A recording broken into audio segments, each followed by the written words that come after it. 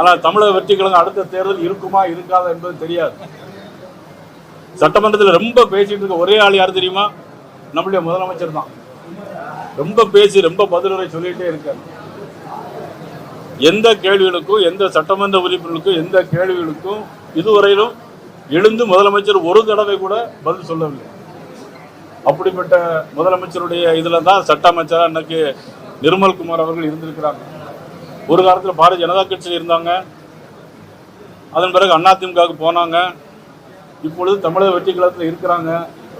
அடுத்த வருஷம் வேற எந்த கட்சிக்கு போவாங்கன்னு தெரியாது நிர்மல்குமார் அவர்கள்.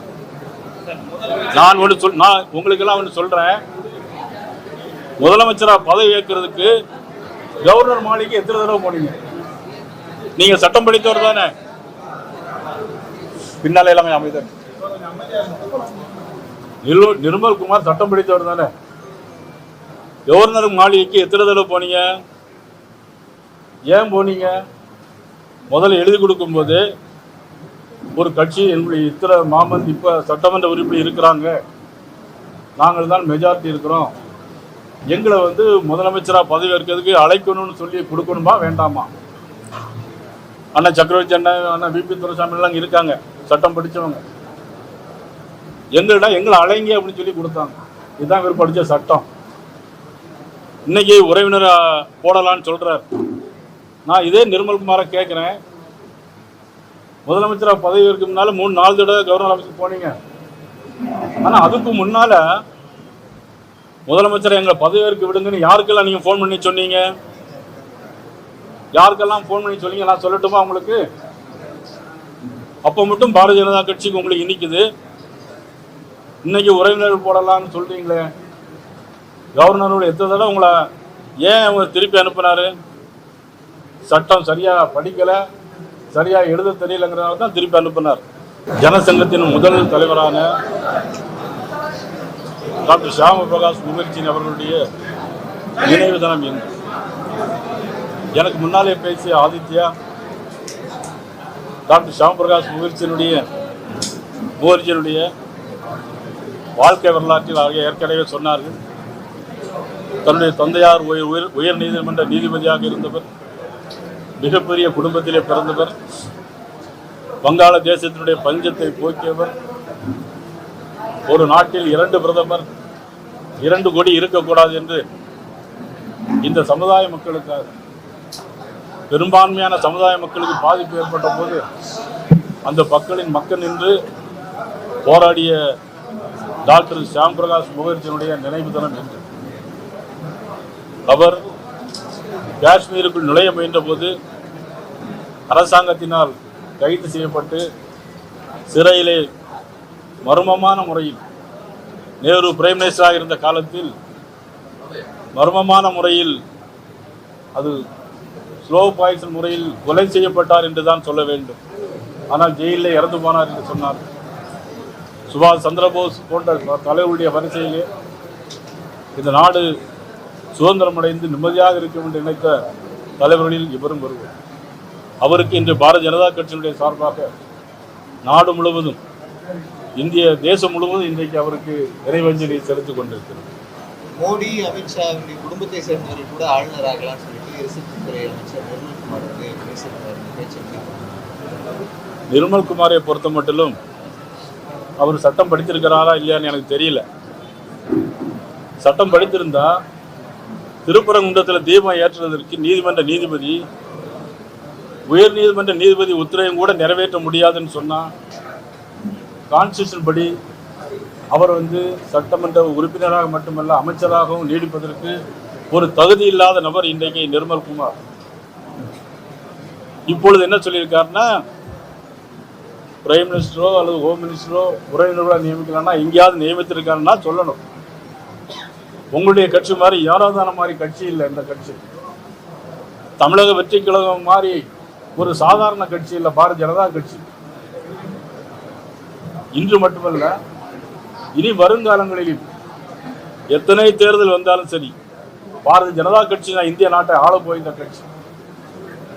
ஆனால் தமிழக வெற்றி கழகம் அடுத்த தேர்தல் இருக்குமா இருக்காதா என்பது தெரியாது. சட்டமன்றத்தில் ரொம்ப பேசிட்டு இருக்க ஒரே ஆள் யார் தெரியுமா?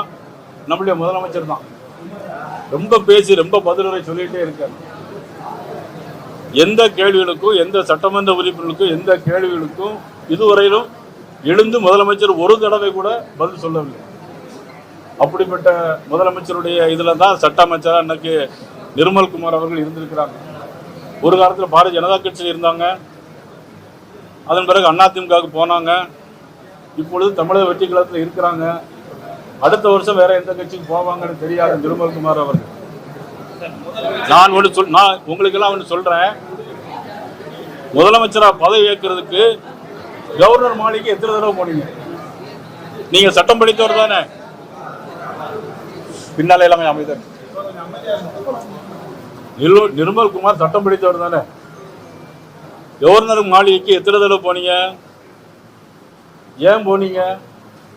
முதல்ல எழுதி கொடுக்கும் போது ஒரு கட்சி என்னுடைய இத்தனை மாமன் இப்ப சட்டமன்ற உறுப்பினர் இருக்கிறாங்க, நாங்கள் தான் மெஜாரிட்டி இருக்கிறோம், எங்களை முதலமைச்சராக பதவி ஏற்கிறதுக்கு அழைக்கணும்னு சொல்லி கொடுக்கணுமா வேண்டாமா?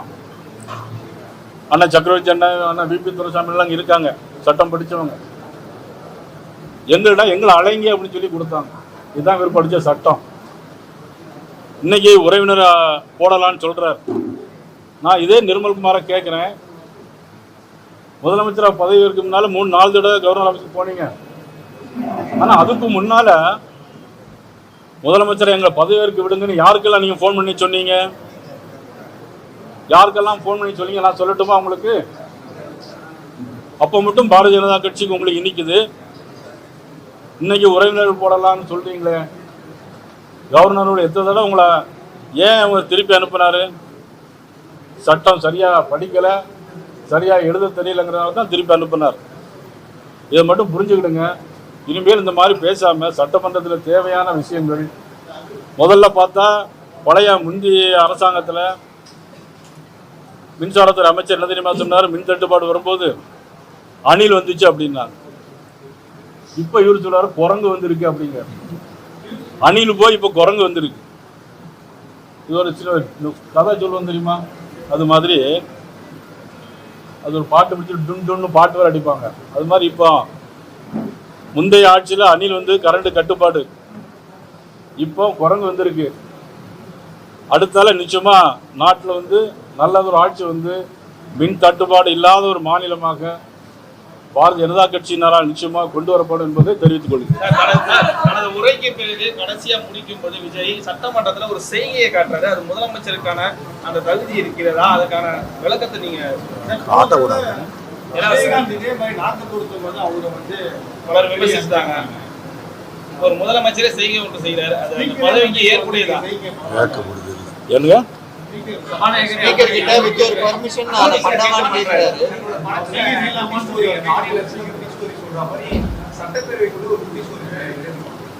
அவர் இன்னும் சினிமாவில் நடிக்கிற மாதிரியே நினைச்சிட்டு சட்டமன்றத்தில் இருந்துட்டு இருக்காரு. அப்படிலாம் சட்டமன்ற மரபுப்படி செய்யக்கூடாதுன்னு தெரியும். இதை மாதிரி முந்தி செஞ்சவங்களுடைய நிலைமையெல்லாம் என்ன ஆச்சுங்கிறது இப்போ உங்களுக்கு தெரியும்.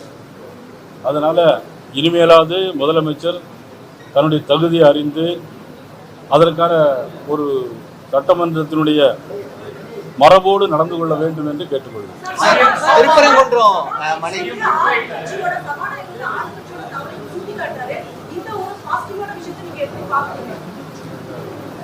ஆளுங்கட்சியை தவற சுட்டி காட்டினா அது வரவேற்கலாம்.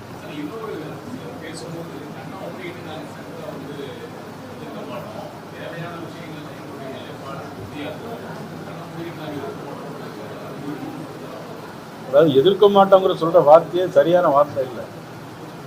தமிழ்நாட்டு மக்களுக்கு என்னென்ன நன்மைகள் நடக்க வேண்டும் என்பதை அறிந்து பேச வேண்டும் என்பதை முதலமைச்சரை நான் கேட்டுக்கொள்கிறேன்.